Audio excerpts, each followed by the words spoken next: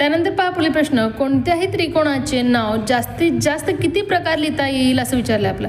तर पहा विद्यार्थ्यांनो, कोणत्याही त्रिकोणाचं नाव हे आपल्याला जास्तीत जास्त 3 कोण असल्यामुळे 3च प्रकारे लिहिता येईल, म्हणून आपल्याला 1 नंबरच्या पर्यायाला गोल करायचं आहे. पुढील प्रश्न पहा, त्रिकोणाला किती बाजू असतात? बाजू विचारले आपल्या, त्रिकोणाला 3 बाजू असतात. 2 नंबरचा पर्याय योग्य. तिन्ही बाजू असमान असणाऱ्या त्रिकोणाला काय म्हणतात? तर पहा इथे आपल्याला असमान विचारलेलं आहे, म्हणून प्रश्न नीट वाचायचा विद्यार्थ्यांनो.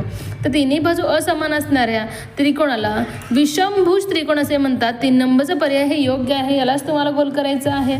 पुढील प्रश्न पहा, सोबतचा त्रिकोण कोणता?